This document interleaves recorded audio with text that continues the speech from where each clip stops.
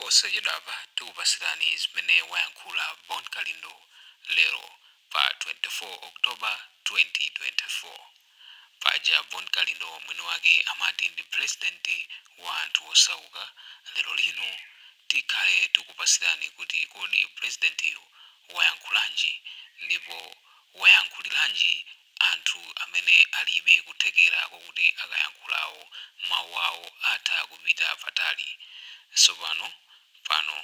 tamverani zimene wayankhula Bon Kalindo lero pa 24 Oktoba 2024. Munyengo imeneyi Yamafuta ngambwingambwi musogoleri wa president chakwera ndi maministers ache onse onama. Choyambirira ndikakuthokozeni amalawi nonse amene mmapempherera dzikoli, akhristu nonse, asilamu nonse amene timapemphererana wina ndi nzache. Ndikakuthokozeni amalawi akunja kwa dziko lino mutamva kunena kuti ine ndili ndi dandaulo la munthu wina amene sindikufuna kumutchula dzina chifukwa cha maloya amene andichitira advise kuti munthu ameneyi akugwiritsa Facebook account yanga ya fake ndikumalemba zinthu kumatukwana asogoleri osiyanasiyana kumakhala ngati ndi ineyo. Anthu akufuna kwabwino, anthu ena kukhala pansi kundipempherera ine, kundipangira ine meeting kuti chofukukacho chifukuke. Lero chilungamo chadziwika kunena kuti Facebook account ija ya Bon Kalindo the DC si yanga, ndi ya munthu wina wa ku Boma amene amadya ku Boma, amene amatumidwa ndi a Boma. Kutereko zonse zija mmalemba zija kumutukwana Bakiri Muluzi, kumutukwana Joyce Banda, kumutukwana Peter Mutharika, kuwatukwana asogoleri osiyanasiyana, kuwatukwana Akabambe, kuwatukwana Achisale, kuwatukwana Gertrude Mutharika, kuwatukwana Mike Aliati. Kutereko zoona unali uli iweyo. Mulungu alemekezeke ndipo kumwamba kudyere nyama. Paziko lapansi palibe chinsisi, munthu ukauluka umayenera uziyang'ana kotulukira zuwa. Ndi chifukwa chake amanena kuti mbalame ingatani ingauluke makilomita otani imatera. Lero chilungamo chadziwika. Ndikupepeseni Bakiri Muluzi, ndikupepeseni amayi Joyce Banda, ndikupepeseni Peter Mutharika, ndikupepeseni ana Malomba, Achisale, ndikupepeseni nonse Akabambe, ndipepese onse Akaliati, ndipepese chifukwa cha zimene mwakumana nazo, zimene zinkaoneka pa zulolo ngati ndine amene ndikulemba. Koma munthu ine Mulungu anandidalisa kusukulu kokha standard 1 ndinalowa ndimatha kuzindikira. Oloka chizungu kenako ndimakhunza kulemba bwinobwino, koma anthu ankaona ngati ndine. Ngakhale olo ndikanazisasa matope motani anthu ambiri simukanakhulupirira, koma Mulungu ndiwadzatheka bwanji. Lero chilungamo chadziwika ndipo oyipayo wadziwika, amene sindikutchulanso zina ayi chifukwa ndilibe naye ntchito, koma Mulungu agwira naye ntchito mokwanira. Ndipo maloya andiuza kuti izi ndisalankhule kwambiri chifukwa Mulungu ndi Mulungu. Ziko lano lapansi ndi ziko laling'ono kwambiri, ngakhale ena amaliona ngati ndi lalikulu. Izi titengerepo phunziro, makamakaso inu asogoleri amene mukuyendesa ziko lino, kunena kuti kuyendesa ziko mwamatama ndi maboza kunama. Zosatira zake ndizi: mafuta ngambwingambwi, munkapangatu matama zanalija kunsanje pakana ma press ups nkati ndikumanena kuti inu ndinu dolo, pakana ndikukochana ndi ena ache ndikupanga ndikuzusa chiraira ndi cha sitima chakalekale. Lero ndicho chaphochokera kunokuma icho chinagwamo munjanjimo. Ma expert akulephera kuti achizuse chisitima chakalecho kuti chibwerere munjanji, chinavukamo ndipo chinagwa chinakakamira kunokumako. Thamangani abale muzaone akunsanja achamukanamizidwa kuti sitima yanyamula mafuta inanyamula molasesi. Chalakwe ndipo mwana umaziwa kujambulisa, umaziwa mapo phozi kupita kuja ndi kusogolo kwa sitima kuja ndi mkazako kujambulisa kumene kujako utanyamula mikono yako mwamba kuti amalawi agome osaziwa kuti umazigonya wekha mulungu akangokuyang'ana kuti iwe okhala msogoleri usamaname.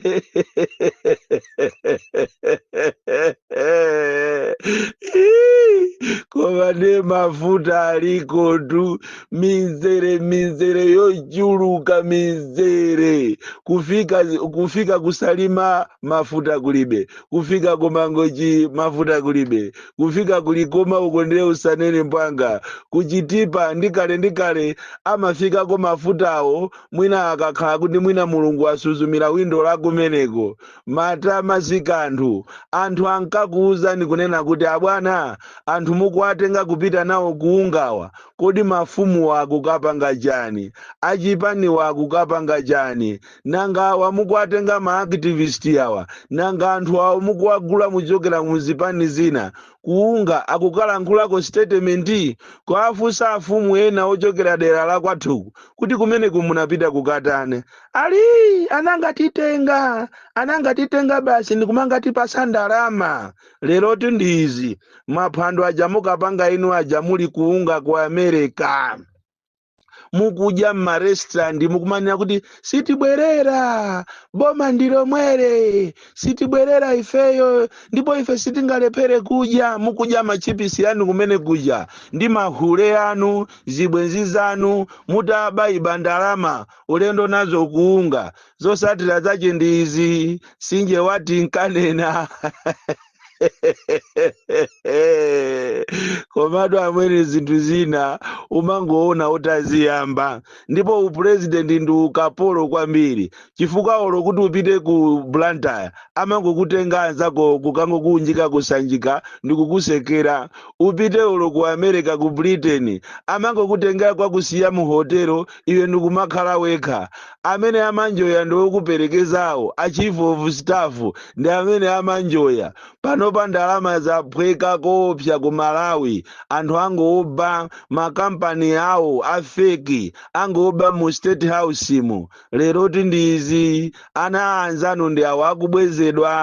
akubwezedwa kunja chifukwa cha passport ya feki ziko la Malawi ziko lomvesa chisoni ziko la azatenge limene limaoneka ngati lili ndi atsogoleri anzeru koma onse ndi amanyaka okhaokha amene cholinga chawo agofuna kuti aziba amene alimo ndi mtima ofuna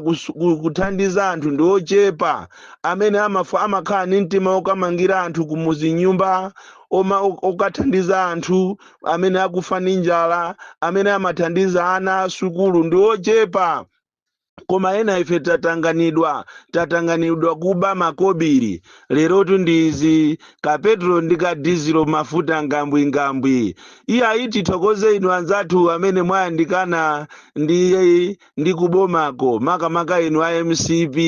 ayi magali moto anu tundiye mukutira mafuta. Ay kumawele iru sanje kuiona janjiyo ya 1949 ndikumanena kuti ifeyo chakwera derivers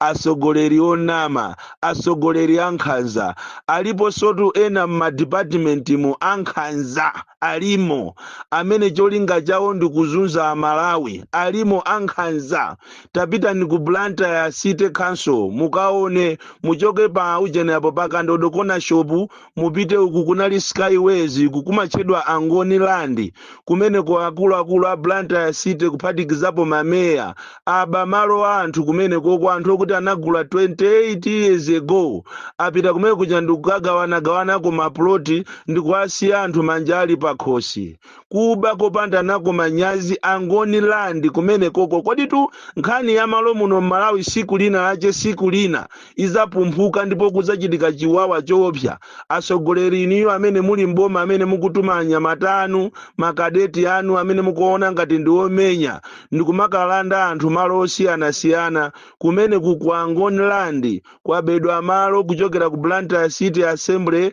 kwa ma officials aba malo a anthu osalakwa kupita kusite kuti munthu akachite formalize malo ache kumamukaniza kuti iyayi nthawi sinakwane koma mukugawana maploti mwabera kumene kumayi ena malo awo anagula ndi amuna awo 30 years ago mapepala alipo ana akula kumene kwakusowa kokhala koma ati meya wina wache wakaba malo kumene koko ndikumaanamiza anthu kumene kukuti anagula malo 65,000. Kodi tunkhanza sizinasowe malo pena paliponse pali nkhanza anthu akuvutika kwambiri muno Malawi. Tinakambapo nkhani ya kudunduzu koko kunzuzu kumdunduzu msiro tinakambapo za kumatindi kukambapo za ku GDC kunena kuti anthu akuzunzika Malawi housing anamandu kukapanga mapepala khangati ati ndikuchita bagideti madeti kumanama kuti malo ndi awo ndi aja akumatindi munachosa kunena kuti mufuna muapase compensation chimozimozinso akudunduzu ndikupempheni a Malawi osamalola zopusa osalola munthu ina kuti akakuphereni ufulu wanu inu akudunduzu bwererani nakupemphani mubwerere pamalo panu anthu awawa ndi mamafia afuna azikuberani. Kodi tusizinasiye tumalo tuya kwina kulikonse amene ali olemera amene ali connected ndi chakwera panopa Africano size yomati azizuza anthu akakhala ku polisi kunde angomanga wina aliyense kumanga wina aliyense olosalakwa amene ali olakwa ndi amene akusiyidwa kunja kwa ndende koma amene ali osalakwa ndi amene akumangidwa. Ndizomvesa chisoni kwambiri kuti lero lingakhale polisi yathu yafika po tuzunguza mutu kuti kodi abale tipanga bwanji ngakhale apolisiwo ogwira ntchito akumachita kumamuopa OC wawo kumachita kumamuopa SCO wawo kulitu ma station officers ankhanza tapitani pachikwawa polisi pali SCO wankhanza kwambiri akuzuza anthu ache akugwirira ntchito akangofika bwanaja kumakhanga timene amapangira ana akamona bambo wankhanza nyumba aliyense kuthawira kuchipinda kumakagona mulome kuti azicheza ndi adadi awo. Ziko ili mwalitola koopsa apolisi akuzunzika azunzike kusalale azunzike kumalipiro amene salareyo azunzike kuma allowance kaye izi zopita zikagwira ntchito ganyozi apolisi akudulidwa ndalama kungopita kukagwira ntchito ya private ndiye kuti kumene koko ukamabwera kuziwe kuti ndalama inayo hafu ndi yako hafu ndi ya bwana. Andi panopa ndiye ndi Christmas ikubwerayi Mungu ngwandula ndalama kumangu ngwandula ati za Christmas koma ngati kuli institution imene imakonda maphwando ndiye ndi ku polisi simuzaja poison siku lina inu mmakonda tu maphwando kwambiri Christmas kuti kodi Christmas iyi mmayikondwerera ndinu nokha nanga popeza mkati monso muli ena asilamu amene amangokhulupirira kuti Yesu anali mneneri koma za Christmas samatani samapanga nawo iwo ajali ni ma celebration yawo a Muhammad kodi amene aja mmadula ndalama chifukwa chani amakadya nawo Christmas muzipanga manyazi IG wantundu wanje osalalangiza anthu aje kuti utazipanga ni zinazi at least following the order koma Mungu opanga zinthu zachisawa wabasi kumaadula anthu ndalama yawo yochepa kale mulibe chisoni basi zimene akupanga president inunso ana mukusatira mbuyomu president naye so wokuba ma ministers wokuba inunso apolisi wokuba ndi ata mmange nzache pamene poni ndani mulungu tu amalikonda ziko ili zinsisi zina ndi zina zaamba kufumphuka ndipo siku lache ndi limodzi ndi chifukwa chake muti mukapanga ichi mungogwidwa kupanga ichi mungogwidwa ndikukhulupirira kuti masankho akubwerawa mulungu na amene ati asogolere nawonso awa UTM angokanga nako aliyense angofuna upresident koma abale chuma cha masiye inu chimatadi ngati ujeni ngati njenjete nditu asa inu ma standards amene anali ndi malemu chilima ajawo ndi inu nomwe mfuna upresident mapresident okauka kaya kwanako 27 ku UTM ndi chifukwa chake timanena kuti amayi mere chilima this is the right hour muzachita regret ndipo amene akukulangizani kuti musatenge nawo mbali pofuna kusunga legacy ya mamuna wanu muziwe kuti munthu amene samakukondani anthu onse aja amene ankanena kuti skc ine ndizafera ameneyi onse aja anatembenuka akupanga zawo kuwaona ena akulankhula mwa matama kuti awa ndalama analibe awa anzanga ndi ine ndalama azitenga kuti ndi mmene limayendera ziko amayi musanamizidwe katengeni chuma ichichi chuma cha mamuna anu izitu ndimanena time and again ndipo mukanaziwa zimene akulankhula Malawi kunja uko mmene akukufunirani amanena dizoona kunena kuti chimanga chimalola opanda mano support imene ili ni mere chilima kunja uko ndi support yoopsa kwambiri koma ndale sitimaona ndipo akanakhala kuti UTM amamukonda di SKC akanangochita endozi kuti amayi mwazunzika tiyeni mutenge chinthu cha mamuna anu muchiyendese koma amayiwo ali ndi mantha anthu enawo akupangira litima aliyense atafuna akhale president UTM mwana wanga waferanji mwana wanga iwe waferanji Saulosi taona izi zikuchitika izi manyaka eni manyaka muziko la mafuta ngambwi forex kulibe